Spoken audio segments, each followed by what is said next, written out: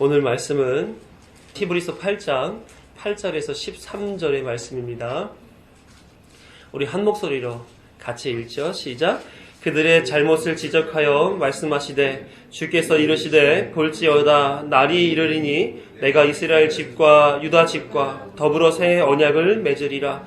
또 주께서 이르시기를 이 언약은 내가 그들의 열조의 손을 잡고 애굽 땅에서 인도하여 내던 날에 그들과 맺은 언약과 같이 아니하도다. 그들은 내 언약 안에 머물러 있지 아니하므로 내가 그들을 돌보지 아니하였노라. 또 주께서 이르시되 그날 후에 내가 이스라엘 집과 맺을 언약은 이것이니 내 법을 그들의 생각에 두고 그들의 마음에 이것을 기록하리라. 나는 그들에게 하나님이 되고 그들은 내게 백성이 되리라. 또 각각 자기 나라 사람과 각각 자기 형제를 가르쳐 이르기를 주를 알라 하지 아니할 것은 그들이 작은 자로부터 큰 자까지 나를 알미라. 내가 그들의 불의를 긍휼히 여기고 그들의 죄를 다시 기억하지 아니하리라 하셨느니라. 새 언약이라 말씀하셨음에 첫 것은 낡아지게 하신 것이니 낡아지고 쇠하는 것은 없어져 가는 것이니라. 아멘. 히브리서 강의 24번째 새 언약 백성의 삶 그리스도인이라는 제목으로 함께 말씀을 나누려고 합니다. 이 말씀에 담으신 새 언약의 백성들의 신분과 자유가 저와 여러분에게 풍성히 경험되기를 간절히 소망합니다. 우리 어린이 말씀을 잠깐 먼저 나눌게요. 20세기 초에 가나 아프리카죠. 아동 문학자가 한 명 있었어요. 이름이 제임스 에그레이라는 사람이에요.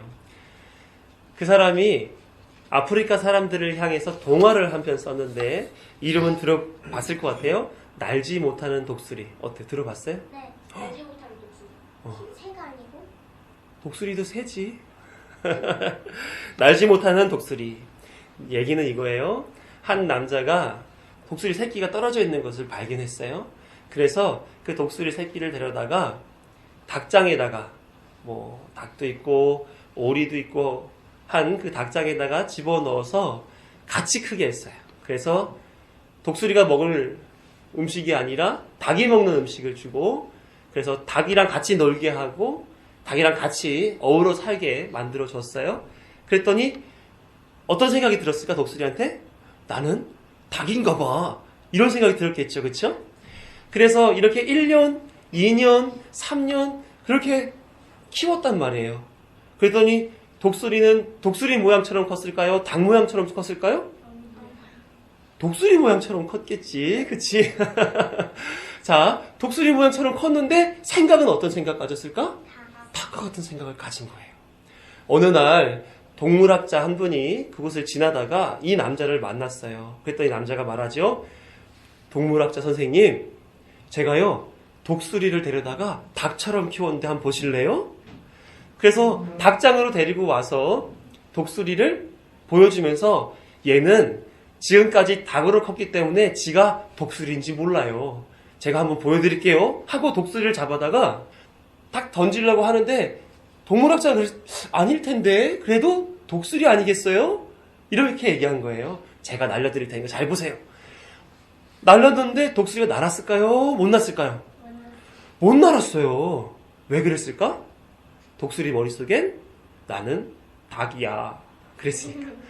그건 독수리 생각은 모르겠지만 하여튼 그런 생각 있지 않았을까 싶어요. 그래서 동물학자는 이상하다. 그럴 리가 없다. 왜? 그 속에는 독수리로서의 본성이 있잖아요. 원래 독수리의 모양이 있잖아요.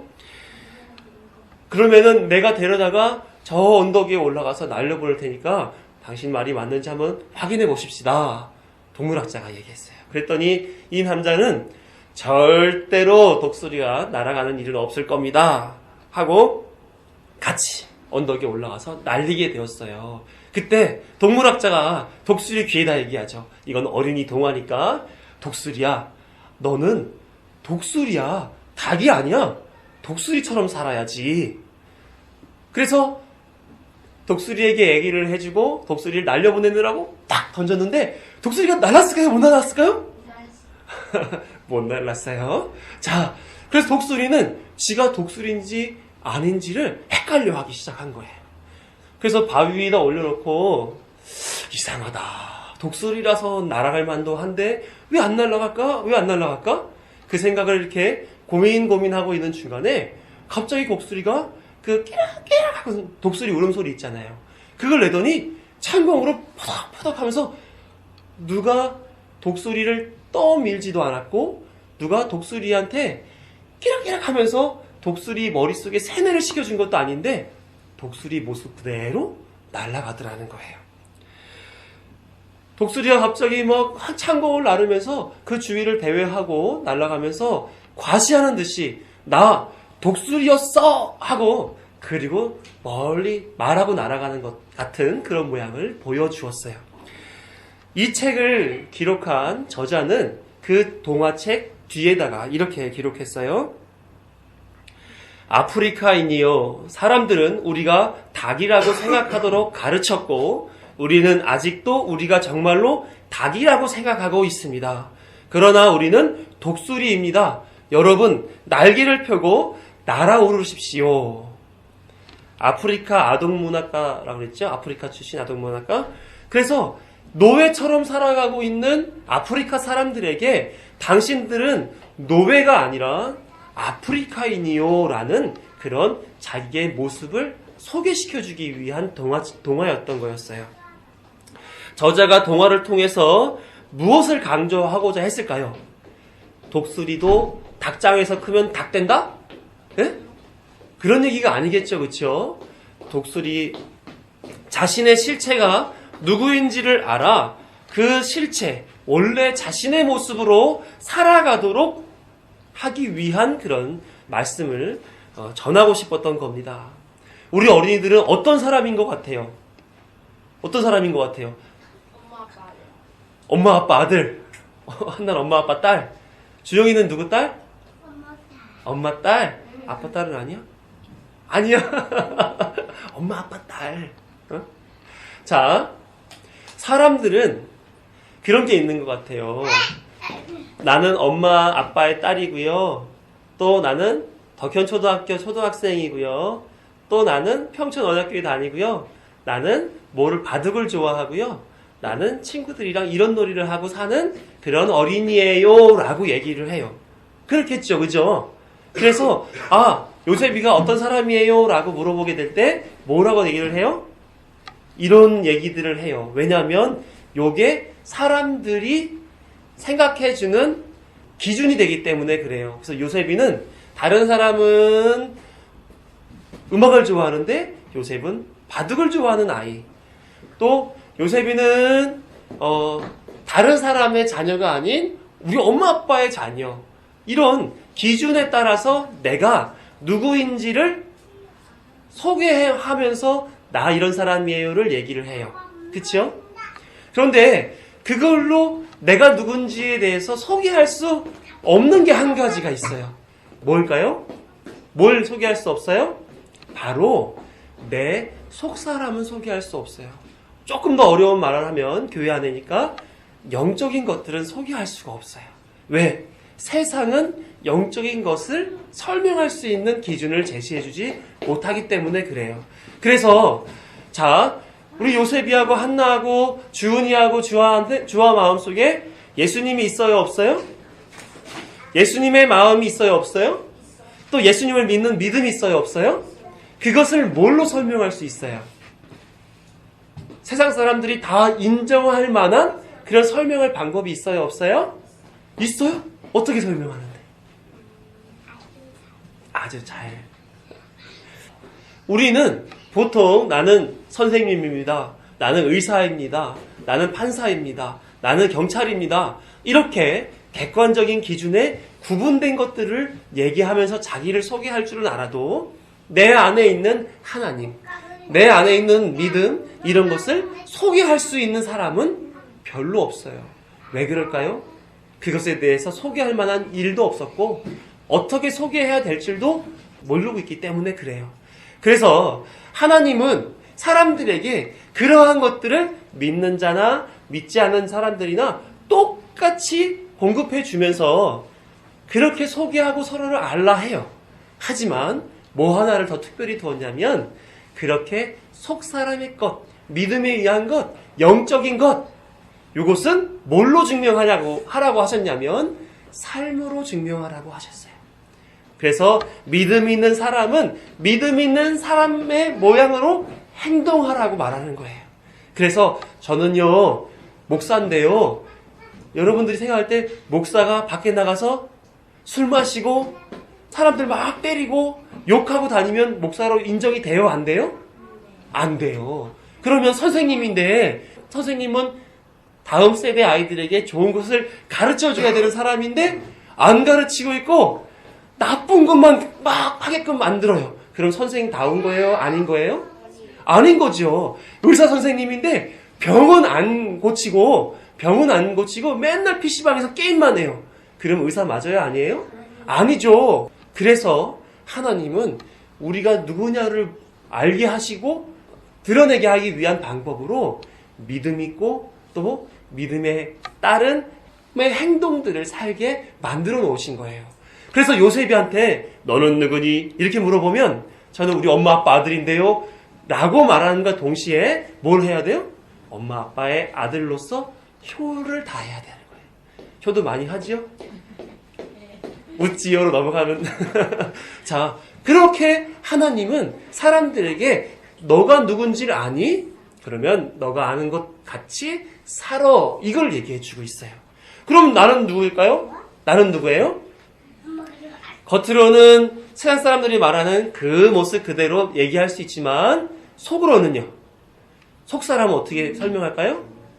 행동으로 보여주어야 될 거예요. 그러면은 어떤 신분을 가지고 행동으로 보여줄까요? 나는 어떤 사람이다? 나는 하나님을 믿는 사람이다. 이것을 오늘 설명하려고 하는 거예요. 오늘 말씀은 그래서 우리에게 너가 누구인지를 알고 너를 그렇게 한 나를 믿고 그 믿음에 준한 삶을 살아내라고 그렇게 가르치는 거예요. 우리 어린이들 이 말씀을 통해서 누구를 경험해요? 하나님을 경험하고 예수님을 경험하고 믿음을 경험하잖아요. 그렇죠? 그러면 어떻게 살아가는 거예요? 그 하나님과 예수님과 성령 하나님이 주신 믿음하고 이런 것들을 통해서 내가 살아가는 모습들이 나와야 되는 거잖아요. 그렇죠? 그래서 하나님은 성경을 통해서 너 누구인지를 분명히 알아라. 너 이런 사람이야 라고 얘기해 주고 계신 거예요. 그래서 오늘 본문을 보게 되면 어떤 사람이라고 나왔냐면 8절에 보게 되면 새 언약 맺은 사람이라고 얘기를 해요. 새 언약 맺은 사람. 10절에 보게 되면 끝에 나는 그들의 하나님이 되고 그들은 내게 백성이 되리라 라고 약속하셨거든요. 요 약속이 우리 어린이들에게도 똑같이 있다는 얘기예요. 그러면 우리 어린이들은 누구의 백성이에요? 하나님의 백성. 하나님은 우리 어린이들에게 누가 되는 거예요? 진짜 하나님이 되어주시는 것. 그 약속을 누가 받았어요? 우리 사람들이 받았어요. 그래서 요셉이도 한나도 주은이도 또 해나도 해동이도 다 그 말씀 안에서 약속을 하나님이 지켜주시는 것에 따라서 살아가는 누구? 하나님의 새 언약 백성이라는 거예요. 닭이나 오리나 독수리는 뭘 듣고 컸어요? 너 닭이야.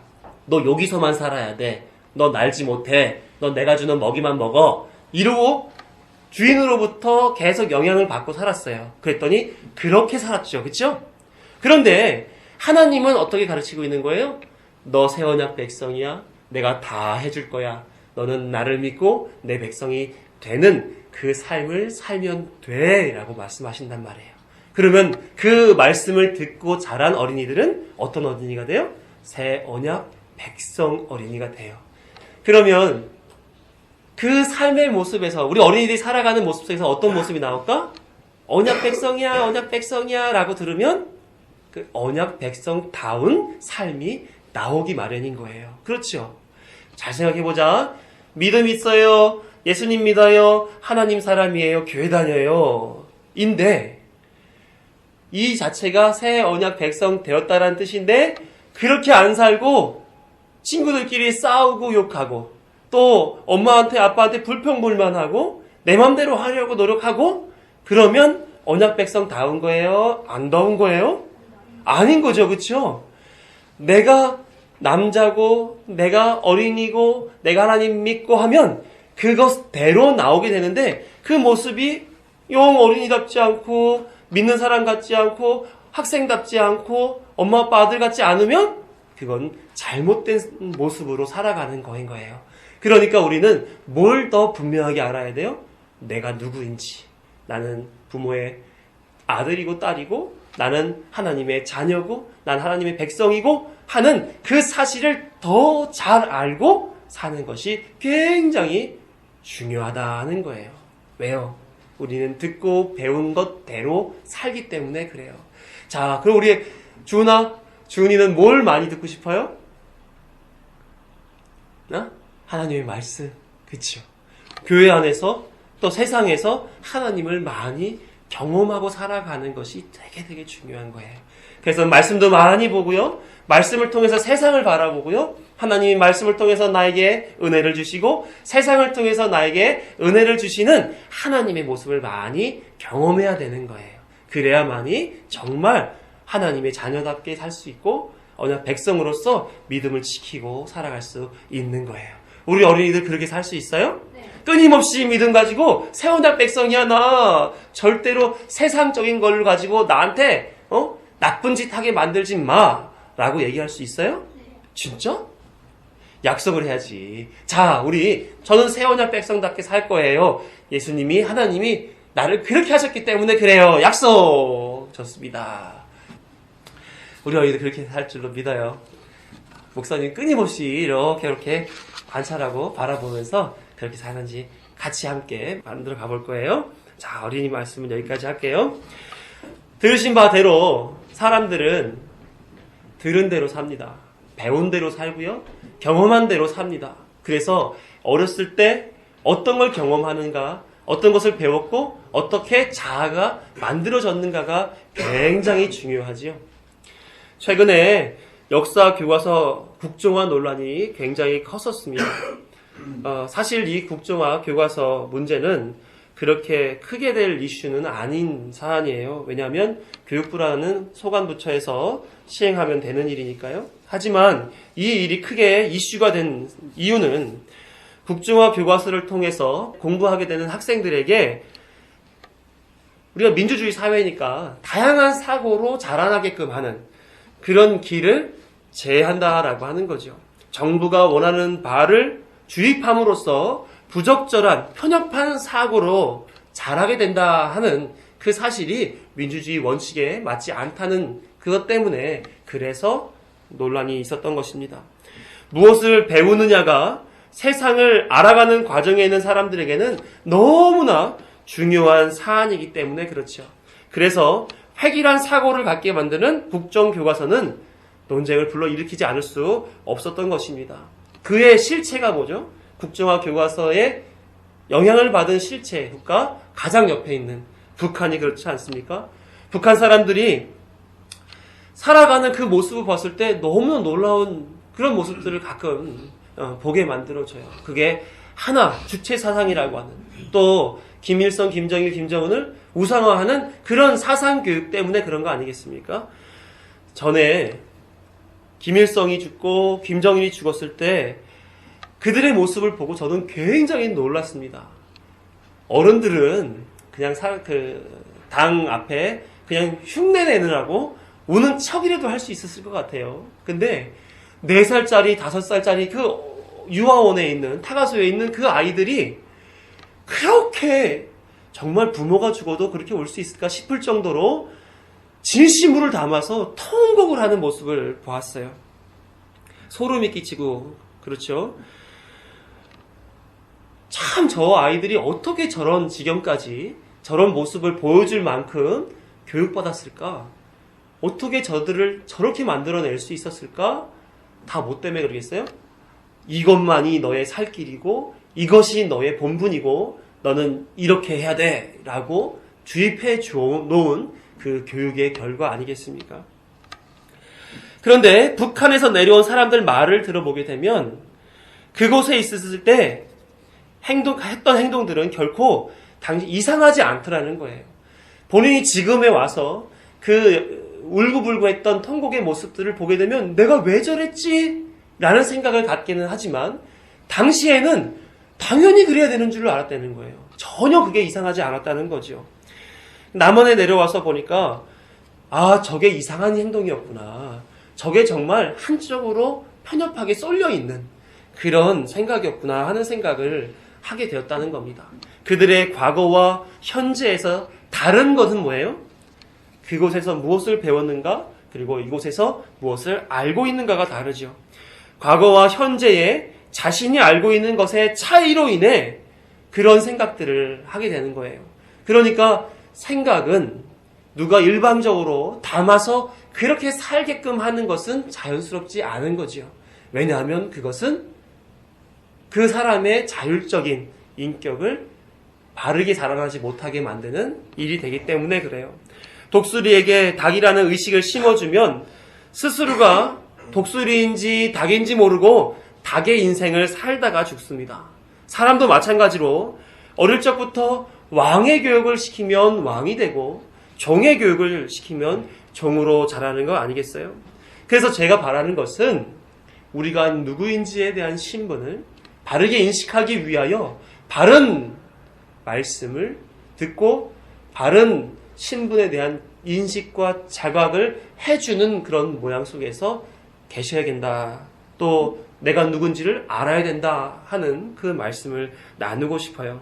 그래서 틀리고 바르지 않은 자기 인식에서 이제는 재정립하여 옳고 바른 자기 인식으로 살아가면 좋겠다 하는 게 제 마음이고 오늘 본문도 그 일환으로서 소개되어지는 그런 말씀인 거예요. 오늘 본문은 사실 지난주에 설교했던 본문에 포함되어 있는 그 내용입니다. 이 말씀은 새 언약에 대해 소개하는 내용이자 이 말씀을 듣는 성도들에게 옳고 바른 자기 인식을 갖추도록 이끄는 그런 본문이에요. 그래서 지난주에는 새 언약이 무엇인지에 대한 이야기들을 나눴고요. 이번 주에는 새 언약 백성인 성도로서 저와 여러분이 새 언약 백성이라는 옳고 바른 자기 인식을 가져야 합니다 하는 그런 말씀을 나누도록 하겠습니다. 이 땅의 사람들은 자신이 누구인지를 확인시키기 위해서 내가 무엇을 하는 사람인가 하는 것으로 설명하려고 들어요. 틀린 방법은 아니죠. 송충이가 자기를 소개할 때 솔잎 먹는 걸로 소개하지 않습니까? 하지만 송충이가 사실상 솔잎만 먹고 살아가는 것은 아니라는 거죠. 그 존재의 본질은 뭐예요? 나비 아닙니까? 솔잎을 먹는 것으로 송충이다 라고 소개할 수는 없다는 거죠. 그 실체는 나비로 자라나는 것에 대한 설명이 필요했던 거예요. 그러나 사람들은 내가 정치를 하면 그 사람 본질이 정치가인 줄 알아요. 사람이 치료를 하면 의사인 줄로 알고 학생을 가르치면 선생님이다 해서 자기를 설명하려고 합니다. 사회에서 제시하는 기준으로 밖에는 자신을 설명할 방법이 없기 때문에 그래요. 이 방법으로 저는 어떤 사람일까요? 애들 아빠이기도 하고 또 목사이기도 하고 아들이기도 하고 남편이기도 하고 친구이기도 하고 선생이기도 하고 때로는 누구의 동료이기도 합니다. 이런 식으로 소개할 수 있겠죠? 그러나 이 방법으로 소개할 수 없는 나가 있었는데 영적인 나는 소개할 수 없더라는 거예요. 그래서 한번 생각을 해봤어요. 왜 나는 한 번도 누구에게 저는 영적으로 어떤 사람입니다 라는 얘기를 안 하고 살았는가?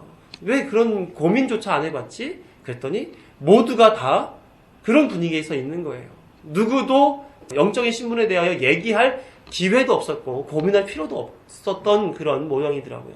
그러면서 생각해 본 게 하나님의 사람이라고 하는 그 신분은 명함에 이름을 파고 어디에 자기의 어떤 양력과 학력을 쓸 때 써지는 그런 식이 아니라 하나님은 삶을 통하여 그것을 증명하게 하셨구나 하는 것을 알게 되었습니다. 그래서 다 아는 말씀이긴 하지만 이 말씀을 통하여서 내 신분 인식을 반드시 하고 그리고 그 신분에 맞는 삶을 살아내자라는 취지에서 이 말씀을 나누려고 하는 거예요. 조금 길 수도 있고 조금 어려울 수도 있는데 잘 이해하시고 들으시면 아주 유익한 시간이 되리라 생각이 들어요. 한번 쭉 이 부분에 있어서만큼의 정리를 좀 해볼게요.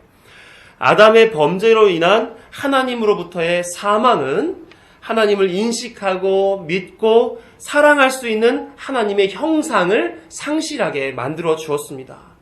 우리는 그 형상을 뭘로 구분하냐면 거룩, 의, 또 지식 이렇게 세 가지로 구분해 설명해요. 이 형상을 상실함으로써 스스로의 능력으로는 사망의 자리에서 벗어날 수 없는 그런 존재다 하는 것이 우리에게 남게 되었죠.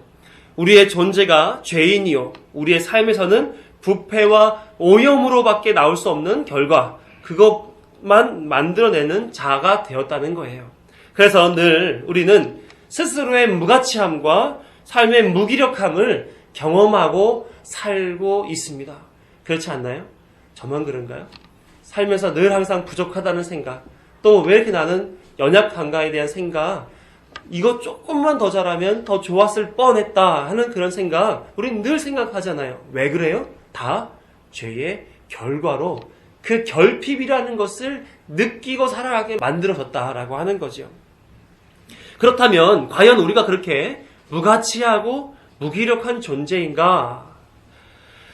히브리서 기자는 예수님께서 오신 이유를 새 언약을 완성하고 적용토록 하기 위하여 새 언약의 보증으로서 오셨다, 이렇게 여러 차례 기록하고 있습니다. 즉 대제사장으로서 죄인들의 죄를 위해서 대신 피 흘려 죽은 제물이 되어 주셨고, 또 하나님께 올려드릴 제사장의 역할을 하셨다라고 말해요.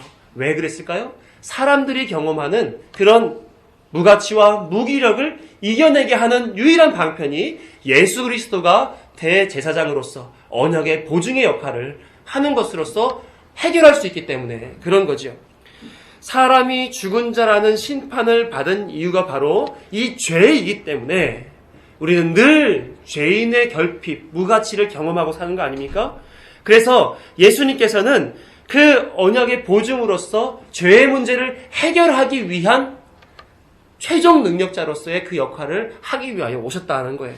그래서 우리는 그 예수 그리스도가 우리로서는 할 수 없는 그 죄의 문제를 해결해 주셨다라고 하는 그 구속의 과정을 우리는 잘 알고 그것에 대해서 감격하며 누리며 삶을 영위하는 것, 그게 우리의 신앙의 본분이다라는 거죠. 그 내용들을 함께 알아볼게요.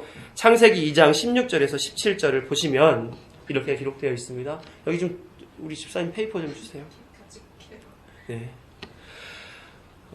함께 읽어봅니다. 시작. 여호와 하나님이 그 사람에게 명하여 이르시되 동산 각종 나무의 열매는 내가 임의로 먹되 선악을 알게 하는 나무의 열매는 먹지 말라. 내가 먹는 날에는 반드시 죽으리라 하시니라. 에덴 동산은 하나님이 친히 임재하시고 다스리시는 땅입니다. 그래서 하나님의 말씀을 받아서 순종하고 살아가는 통치 원리를 가지고 있는 곳이죠. 그래서 하나님이 아담에게 수차례 나타나셔서 명하여 이르십니다. 뭐 했단 얘기예요? 말씀을 주셨다라는 얘기예요. 그런데 3장에서 뱀의 모습으로 사단이 나타나 하와를 유혹하지요. 창세기 3장 1절에서 6절의 말씀을 보면, 제가 기니까 빨리 읽어드려요. 그런데 뱀은 여호와 하나님이 지으신 들짐승 중에 가장 간교하니라. 뱀이 여자에게 물어 이르되, 뱀이 말하되 하나님이 참으로 너희에게 동산 모든 나무의 열매를 먹지 말라 하시더냐. 여자가 뱀에게 말하되 동산 나무의 열매를 우리가 먹을 수 있으나 동산 중앙에 있는 나무의 열매는 하나님의 말씀에 너희는 먹지도 말고 만지지도 말라 너희가 죽을까 하노라 하셨느니라. 뱀이 여자에게 이르되, 뱀이 말하죠. 너희가 결코 죽지 아니하리라. 너희가 그것을 먹는 날에는 너희 눈이 밝아져 하나님과 같이 되어 선악을 알 줄 하나님이 아심이니라. 여자가 그 나무를 본즉 먹음직도 하고 보암직도 하고 지혜롭게 할 만큼 탐스럽기도 한 나무인지라. 여자가 그 열매를 따먹고 자기와 함께 있는 남편에게도 주매 그도 먹은지라. 뱀이 뭘 했다는 얘기를 하고 있어요? 뱀이 하나님이 말씀을 주어서 그들을 다스렸던 것처럼 뱀도 지금 말씀을 주어서 하와를 통해 뭔가를 선택하게끔 만드는 그런 미혹을 지금 하고 있는 거죠. 말씀은 하나님께서 통치하시는 방법으로서 하시는 것인데 사단은 그 말씀을 왜곡하는 방식으로 자신의 통치를 하와에게 준 것입니다. 그러자 하와는 그 잘못된 통치를 받아 선택한 거죠. 사단은 미혹하기 위해 왜곡된 말을 하나 하와에게는 하나님의 말씀이 없어서 그 왜곡된 말을 진리로 미혹당해 선택을 하고 만 것이죠. 사단은 나를 붙잡아 죄져라 하고서는 시키는 그런 존재가 아니에요. 죄는 사람이 그 안에 하나님의 말씀이 없어서 자기가 말씀이 돼요. 자기가 주권자가 되어 통치자가 되어 자기 스스로의 욕심에 따라서 그 죄의 미혹에 끌려 선택하며 짓는 게 바로 죄라는 겁니다. 다시 말하면 하나님의 진리의 말씀이 없으므로 그것을 믿고 신뢰하고 따르는 그런 삶의 내용이 없으므로 죄를 짓는다라고 하는 거예요. 그래서 죄를 하마르티아라고 얘기하죠. 이는 화살을 쏘았을 때 관역으로 날아가는 것이 아니라 관역 밖으로 나가는 것을 말해요. 하나님의 말씀을 듣긴 들었는데 바르게도 충분하게도 그 안에 담고 있지 않아서 화살을 쏘긴 쏘았지만 방향이 엇나가는 거예요. 모든 사람은 하나님의 말씀이 다스리는 자로서가 아닌 자신이 자신을 다스리는 그런 말씀 없는 죄인의 모습으로 관역 못 마치고 딴 데로 날아가고 있는 거라는 거죠. 성경 기자들은 그러한 사람들에게 가장 절실하게 필요한 것을 뭐라고 제시하냐면 하나님의 복이다라고 얘기하고 그 복을 어떤 식으로 누리라고요?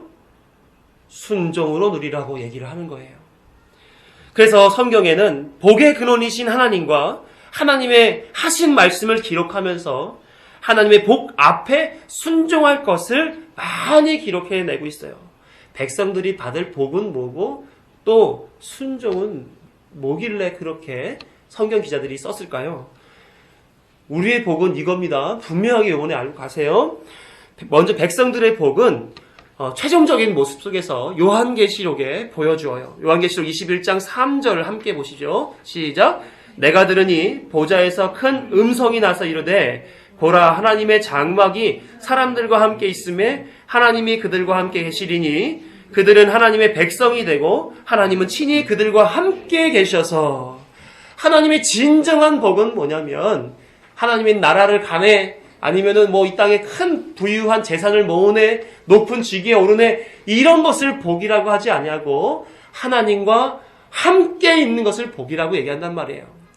요셉은 힘든 삶을 살았지만 요셉의 인생 속에 3번에 걸쳐서 그는 형통한 자다라고 얘기했던 것은 그가 하나님과 함께 있음으로라는 전제 속에서 형통한 자라는 소개를 했단 말입니다.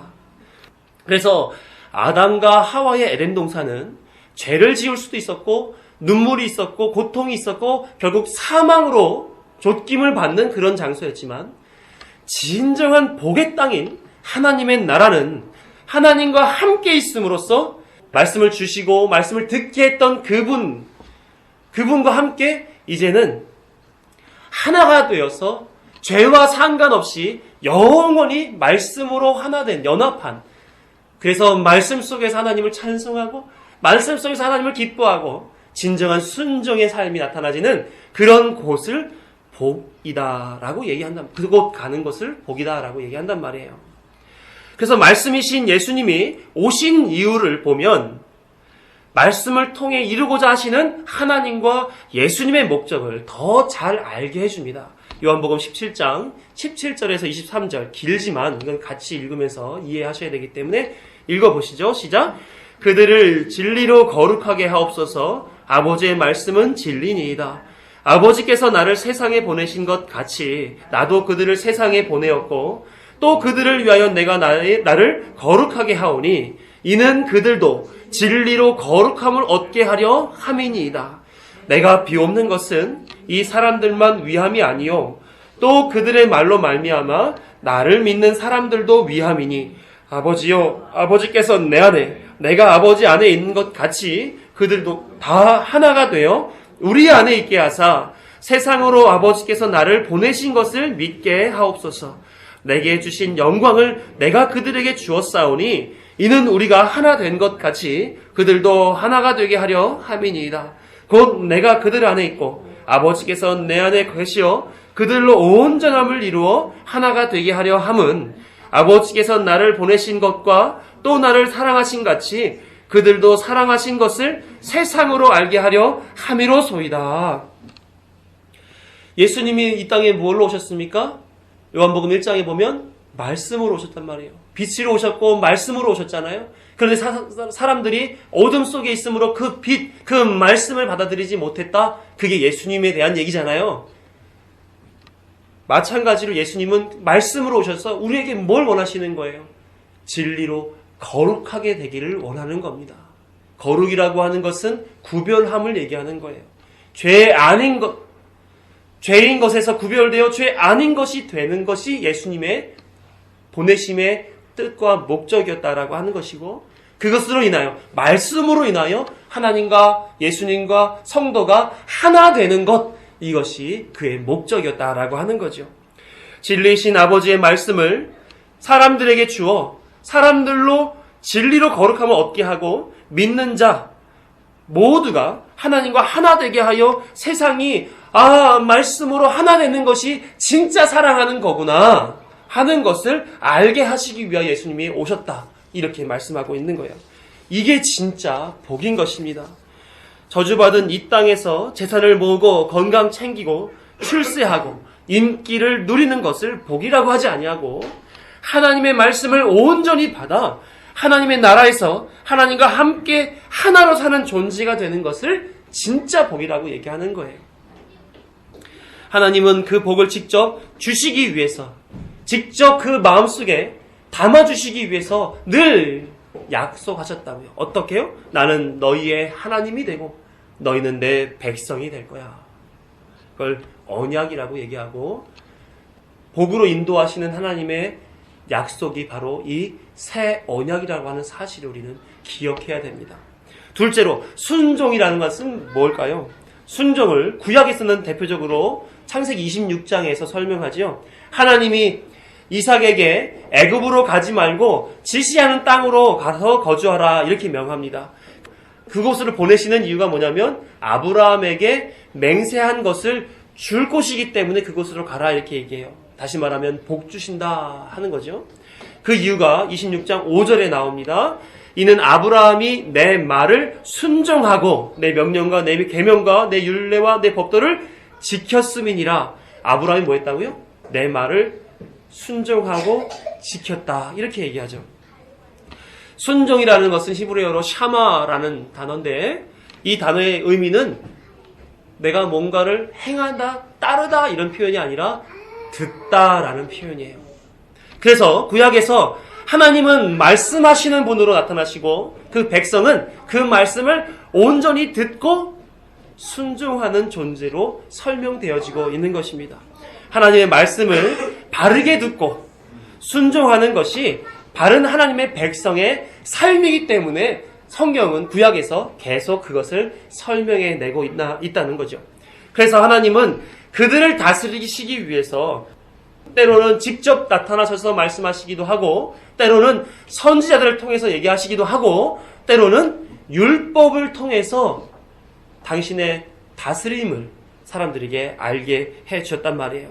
그래서 신명기 6장 3절에서 5절에 이렇게 해라, 이게 얼마나 중요한 일이지 아니? 하고 강조하고 있는 부분들이 나와요. 함께 읽어보죠. 시작. 이스라엘아 듣고 삼가 그것을 행하라. 그리하면 내가 복을 받고 내 조상들의 하나님 여호와께서 내게 허락하신 같이 젖과 꿀이 흐르는 땅에서 내가 크게 번성하리라. 이스라엘아 들으라. 우리 하나님 여호와는 오직 유일한 여호와이시니 너는 마음을 다하고 뜻을 다하고 힘을 다하여 내 하나님 여호와를 사랑하라. 구약에서 말하는 순종은 무엇입니까? 하나님의 말씀을 듣는 것입니다. 그냥 듣는 게 아니라 그 마음에 원칙 삼아 그것을 온전히 추구하고 살아갈 만큼 바르고 온전하게 듣는 것이 순종인 것입니다. 신약에서도 이렇게 설명해요. 요한복음 3장 35절 36절을 보면 같이 읽어요. 시작. 아버지께서 아들을 사랑하사 만물을 다 그의 손에 주셨으니 아들을 믿는 자에게는 영생이 있고 아들에게 순종하지 아니하는 자는 영생을 보지 못하고 도리어 하나님의 진노가 그 위에 머물러 있느니라. 믿음과 순종을 동일한 의미로 사용하는 것이 보이시죠? 그렇죠? 여기서 순종은 헬라어로 히파코라고 하는 단어입니다. 히파코를 구분해 보면 두 가지 단어가 합성한 단어인데 휘포, 아래라는 표현이고요. 아쿠오라는 말은 듣다라는 표현이에요. 아래에서 듣다. 즉 하나님의 말씀을 하나님의 말씀으로 그 말씀 주시는 하나님 아래에서 바르게 듣는 것, 이것을 순종, 믿음 이렇게 얘기한단 말이죠. 그래서 로마서 4장 3절을 보면 아브라함을 언급하면서 성경이 무엇을 말하느냐? 아브라함이 하나님을 믿음에 하나님의 말씀을 들음에 하나님 말씀 듣는 순종을 함에 그것이 그의 의로 여겨진 바 되었느니라. 성경이 말하는 바 아브라함이 하나님의 말씀을 듣는 것이 바로 그에겐 의가 되었다. 이렇게 얘기하고 있죠. 신구약을 통해서 보게 될 때 하나님께서 말씀하시는 바 하나님의 말씀을 듣는 것으로 인해 믿음이 생기고 구원에 이르게 되는 원리를 계속 알려주시고 계신 거예요. 그래서 로마서 10장 16절에서 18절을 보게 되면 그러나 그들이 다 복음을 순종하지 아니하였도다. 이사야가 이르되 주여 우리가 전한 것을 누가 믿었나이까 하였으니 그러므로 믿음은 들음에서 나며 들음은 그리스도의 말씀으로 말미암았느니라. 그러나 내가 말하노니 그들이 듣지 아니하였느니라. 그렇지 아니하니 그 소리가 온 땅에 퍼졌고 그 말씀이 땅 끝까지 이르렀도다 하였느니라. 말씀을 듣는 것, 순종하는 것, 믿는 것, 이 말을 하나 같은 것으로 사용하시면서 그것이 그리스도인의 사는 방법이야 라고 얘기하고 계신 거예요. 그래서 듣기를 요구하시는 거예요. 말씀을 듣고 말씀을 경험하고 말씀을 알고 말씀을 바르게 정립하고 살아가는 것, 이것을 하나님 원하신단 말입니다. 왜 그럴까요? 왜 그럴까요? 그것을 하나님의 말씀을 잘못 듣고 잘못 가지고 있고 잘못 판단하여서 뭐가 들어왔습니까? 죄가 유입됐지요. 그 문제를 지금 예수 그리스도가 말씀으로 오셔서 해결해 주시기 위한 거예요. 그래, 너희들 안에 잘못되고 왜곡되고 부족하고 오해하고 있는 그 말씀에 대해서 내가 말씀의 실체를 너희에게 보내줄 테니 이제는 그로 말미암아 바르게 인식하고 더 이상 죄 짓는 사람이 아닌 죄에서 해방되어 자유로운 사람이 되어라 라고 예수님을 하나님이 보내주셨고 뿐만 아니라 니들이 가지고 있었던 그 죄의 문제 진짜 말씀으로 인해 해결시켜 줄 테니까 이제는 자유해 이렇게 얘기하고 계신 거란 말입니다. 하나님께서 역사를 주관하시며 일하시고 있는 모든 것들이 그래서 예수 그리스도를 증명하는 거예요. 성경을 통해서 우리는 예수 그리스도가 행하신 행적들과 예수님이 행하신 그 결론이 어떻게 우리에게 주어지는지에 대해서 자세하게 설명하잖아요.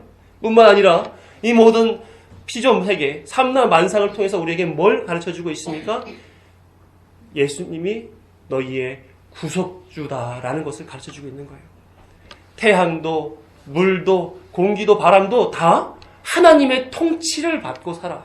그래서 그 통치가 어떤 것을 설명해 주는지 아니? 예수 그리스도가 너의 구속주라는 것을 설명하고 있는 거야 라는 것을 모든 것으로 인해 설명해 내고 있다는 거예요. 그래서 우리는 하나님의 말씀을 계시라고 얘기하고 그 계시는 이제 아포칼립시스라고 하는 단어인데 하나님께서 친히 인간에게 자신을 보여주는 일, 이것을 계시라고 말한단 말입니다.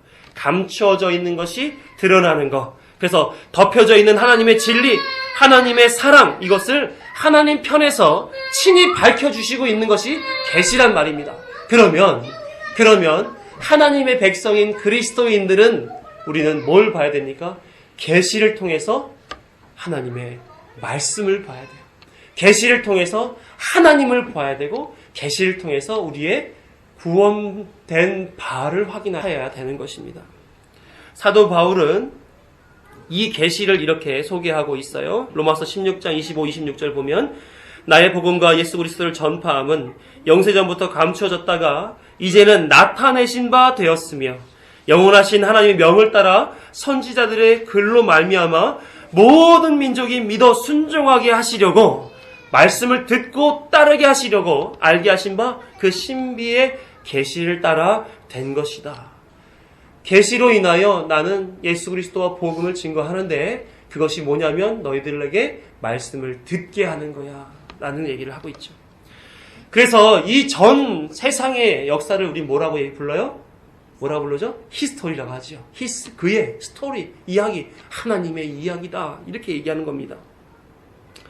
그래서 사람들에게 일반 계시, 모든 피조 세계로 하나님이 당신을 보여주시는 것, 특별 계시, 성경을 통해서 구원이 무엇인지를 설명해내는 것, 이 모든 일들로 인하여 우리는 뭘 알아들어야 되는 거예요? 말씀을 알아들어야 되는 거예요. 그래서 알아듣고 믿고 순종하여 하나님의 백성 되는 그 자리로 우리는 우뚝 서야 된다는 것이죠. 아니요, 우뚝 서 있는 것이 아니라, 서야 되는 게 아니라 서 있다는 그 사실을 알게 되는 것이란 말입니다. 요한복음 6장 28, 29절을 보게 되면 그들이 묻되 우리가 어떻게 하여야 하나님의 일을 하오리까? 예수께서 대답하여 이르시되 하나님께서 보내신 일을 믿는 것이 하나님의 일이니라 하시니. 사람들은 뭔가 하나님 앞에 행위로 일을 해서 하나님의 일을 따라하는 것처럼 생각하게 되는데 하나님은 그거 아니다. 네가 나와 함께 하려면, 나의 일을 하려면 너는 하는 것이 아니라 믿는 거야 돼야 돼. 이 모든 인생에 벌어지는 일들이 그래서 우리는 어떻게 생각할 수 있냐면 하나님이 나에게 복 주시기 위해서 하시는 일이구나 하는 것을 우리는 알 수가 있는 거죠. 구원하시기 위하여 말씀을 우리에게 주시고 세상을 우리에게 주셔서 구원받는 백성으로 살아가게끔 인도하시는 거구나 하는 것을 알게 된다는 거죠. 지금 여러분에게 주어지는 일들 속에서 우리는 무엇을 할 수 있어야 되냐면 하나님을 경험할 수 있어야 되는 겁니다. 왜요?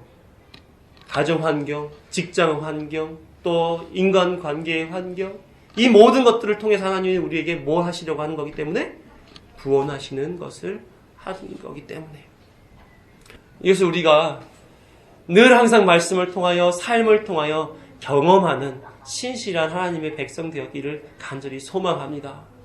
그런데 전 역사를 통해서 보게 되면 하나님의 그 계시의 말씀은 동일하잖아요.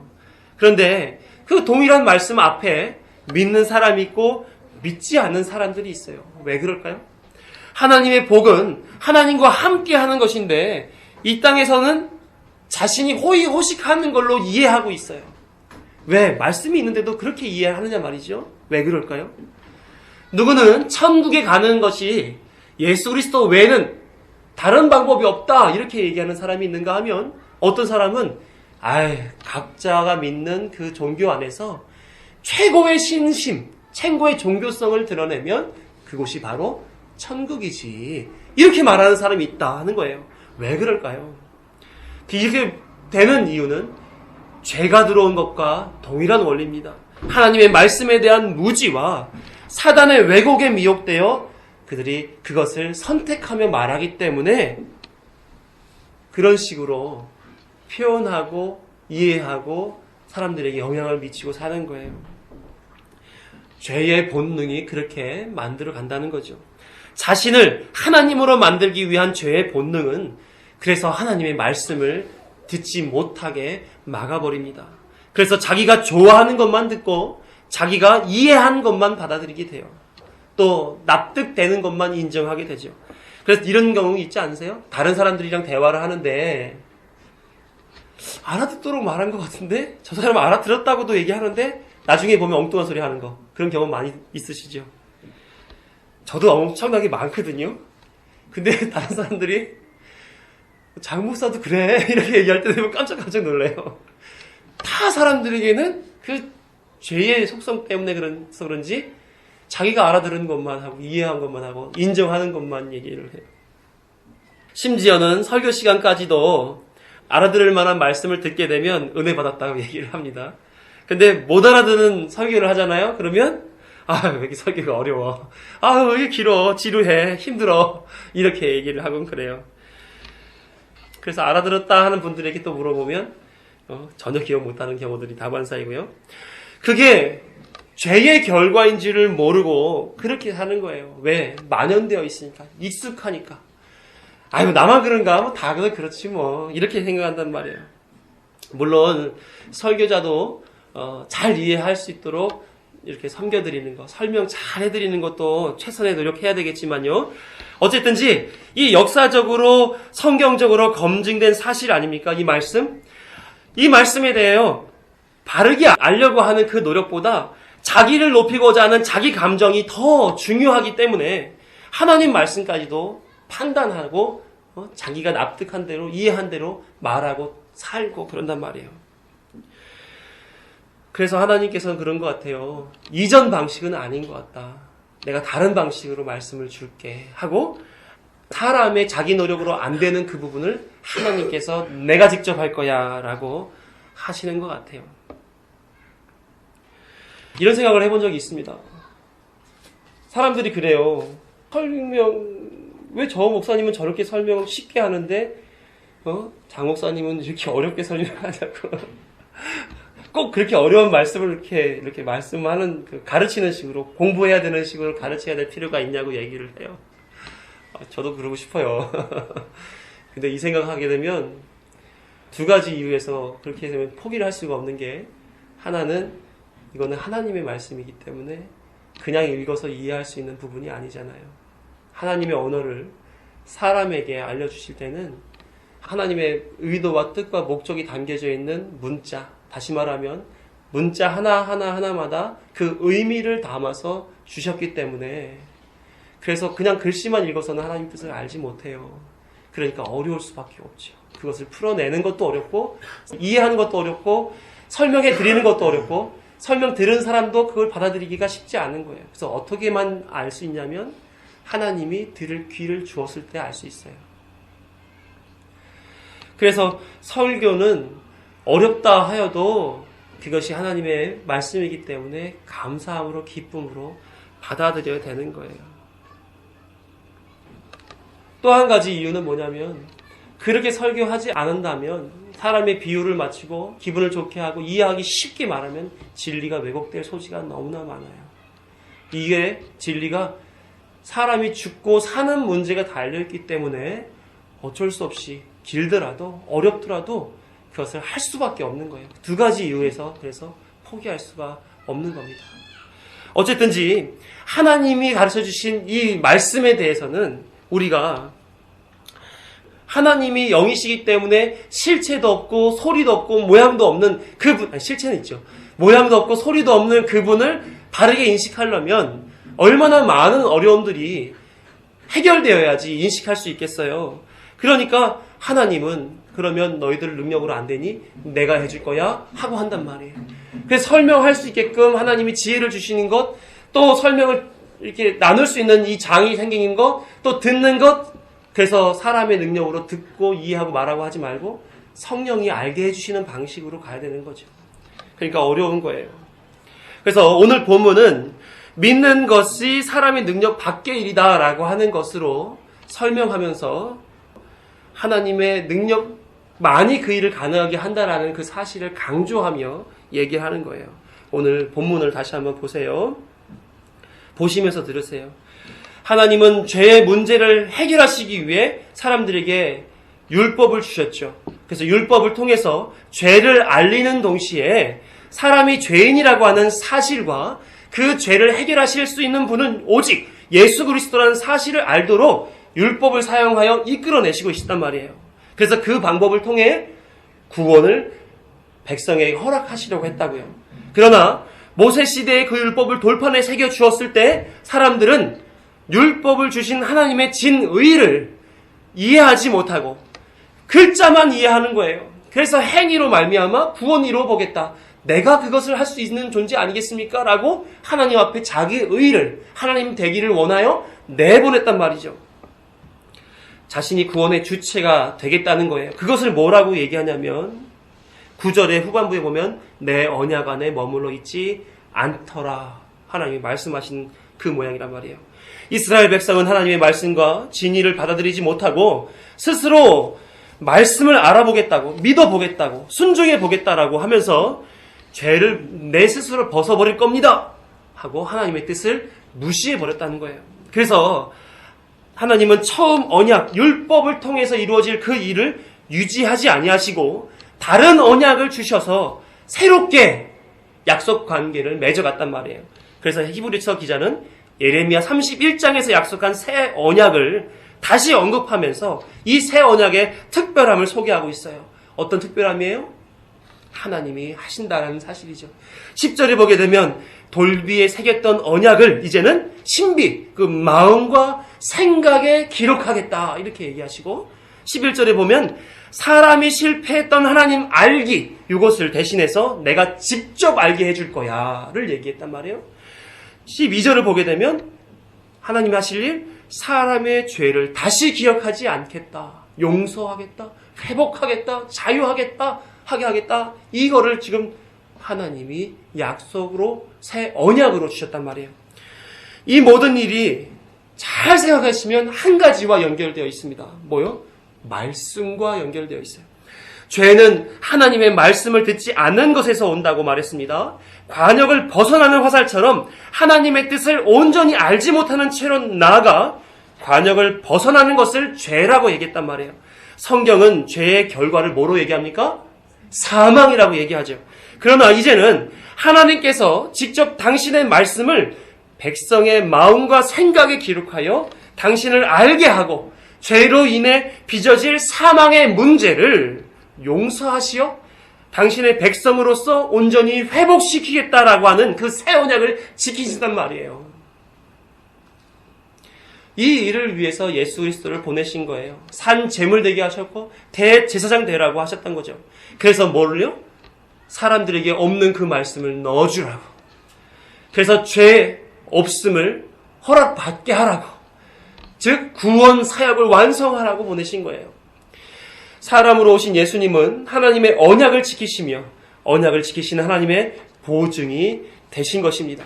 뿐만 아니라 이 일에 예수 그리스도만 쓰임받은 것이 아니라 성령 하나님을 보혜사로 보내시어 동일하게 말씀이 택자들 안에 들어가도록, 즉 구원으로 인도받게 하기 위하여 성령 하나님을 일하게 하셨던 거예요. 요한 사도는 성령의 사역을 이렇게 소개합니다. 요한복음 16장 13, 14절 그러나 진리의 성령이 오시면 그가 너희를 모든 진리 가운데로 인도하시리니, 예수 그리스도와 동일하죠? 그가 스스로 말하지 않고 오직 들은 것을 말하며 장래의 일을 너희에게 알리시리라. 성령은 특별히 다른 거를 하는 게 아니에요. 하나님이 하신 그 말씀 그대로, 예수 그리스도가 행한 그대로를 사람들에게 넣어주는 역할을 하신단 말이에요. 14절 보면 그가 내 영광을 나타내리니, 예수 그리스도 영광이죠. 구원의 영광, 말씀의 영광, 내 것을 가지고 너희에게 알리시겠습니다. 성령이 오셔서 무엇을 한다고 그럽니까? 진리 가운데로 인도하는 일을 한다고 그래요. 그래서 성도들에게 그것을 알게 하는 일을 한다고 그래요. 그것이 뭡니까? 예수 그리스도의 영광, 예수님이 완성하시는 구원, 이것을 알게 한다는 거죠. 구원의 뜻이 담겨있는 하나님의 말씀을 알게 하는 일을 성령 하나님도 하신다는 겁니다. 왜요? 이 모든 삼위 하나님이 지금 일하시고 있는 문제가 뭐예요? 우리 같은 당신의 백성을 구원하시기 위하여, 죄의 문제를 해결하시기 위하여 함께 일하고 계신다는 것을 나타내주고 있는 거예요. 사랑하는 성도 여러분, 지금 예배하는 것과 같이 말씀을 주신다는 그 사실로 인해 이 예배하는 것과 이 같은 이 자리에서 말씀을 받는 그 사실로 인해 우리는 무엇을 느낄 수 있습니까? 하나님께서 저와 여러분들을 구원하시고 계시구나 하는 것을 느낄 수 있는 거죠. 그렇다면 우리는 이것을 기억해야 됩니다. 조금 어렵지만 이해하시면 참 유익하리라 생각해요. 하나님께서 우리에게 구원, 용서, 생명 주시기 위해서 예수 그리스도를 죽임과 동시에 누구도 죽여요? 죄된 속성을 가지고 있는 나, 내 자아, 옛사람의 본성, 이걸 죽이는 나 죽임을 우리는 경험해야 된다는 거예요. 우리는 죽는 과정을 밟아가야 된다는 겁니다. 죄 있는 상태로 영생을 누리지 않게 하시겠다 하셨죠. 에덴 동산에서 아담과 하와가 저주받은 세상으로 내보냄을 받은 이유도 죄 있는 채로 생명나무를 얻어 영생할까 하여서 내보낸 거 아니겠어요?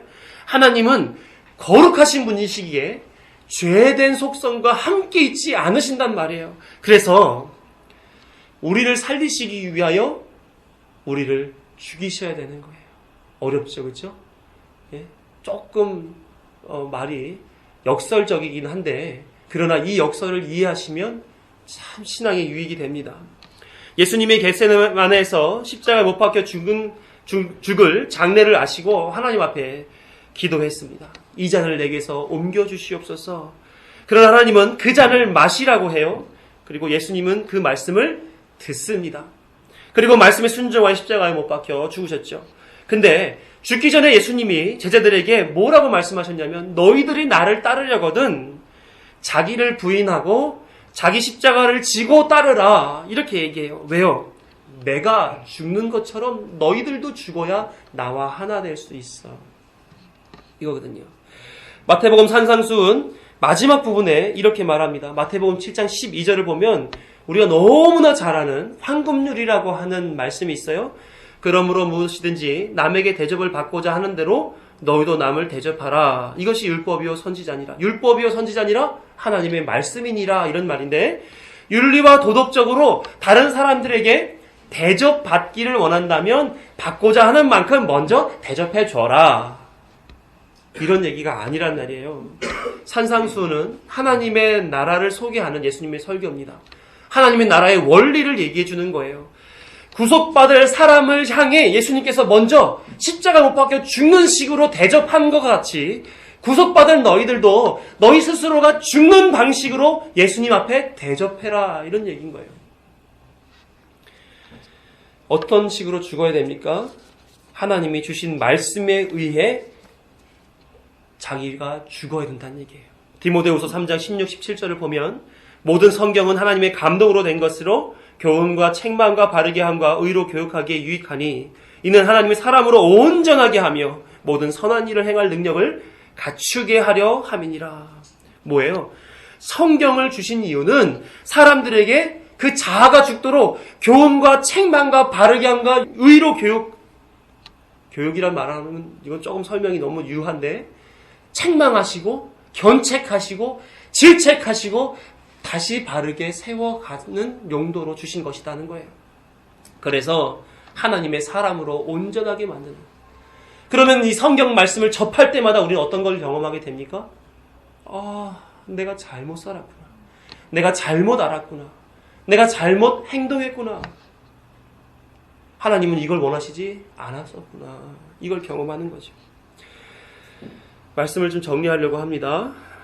사랑하는 성도 여러분, 하나님께서는 하나님의 백성들이 새 언약 백성 되는 일에만 관심이 있으세요. 하나님을 알지도 찾지도 깨닫지도 못하는 죽어있는 그들의 심령에 말씀의 신비를 심어주시고 알게 하시고 죄와 무관한 자로 용서해 주시려고 지금도 당신의 열심을 다하고 계십니다. 그래서 저와 여러분의 죄를 사하시려고 예수님을 죽이셨고 저와 여러분의 그 공로를 입게 하시기 위해서 지금 성령을 보내셔서 우리에게 말씀을 알게 해주시고 계신 거예요. 그리고 죄로 오염된 옛 자아를 말씀을 통하여 죽이시는 거예요. 그 앞에 서 있는 우리는 하나님의 백성으로서 어떻게 살아야 되겠습니까? 하나님의 말씀을 들어야지요. 듣는 것도 그냥 듣는 게 아니라 온전히 바르게 충분히 들어야지요. 그리고 그 말씀이 역사하여 내 죄된 본성을 죽이도록 하나님을 의지하는 일이 우리에게 주어진 삶의 내용이다 하는 거예요. 그래서 어떻게 해야 됩니까? 기도해야 되는 거예요. 아무것도 염려하지 말고 오직 모든 일에 기도와 간구로 너희 구할 것을 하나님 앞에 아라면 지각에 뛰어난 하나님의 평강이 그리스도 예수 안에서 너의 뭐를? 마음과 생각을 지켜주시라. 신비에 새겨주신 그 말씀, 마음과 생각에 새겨주신 그 말씀을 따라 우리를 아무 염려와 근심 속에서 이겨내게 해주신다. 말씀을 알고 기도하는 자 되게 해라 이런 말씀을 하시죠. 그것을 자기 부인이라고 얘기하고 하나님의 통치라고 얘기합니다. 그래서 예배를 통해 반드시 하나님의 말씀의 다스림을 받으셔야 돼요. 예배 시간마다 말씀의 진의를 알고 깨닫고 자기 부인이 일어나는 그런 과정이 자신 안에서 일어나야 되는 거예요. 그런 과정을 통해서 나는 이렇게 죽지만 나로 하여금 새 언약 백성 하시는 하나님의 능력이 나를 역사하시는구나 하는 것을 인정하고 기억하고 나는 그래 그리스도인이었어 라는 것을 시인하게끔 되어야 된다는 거예요.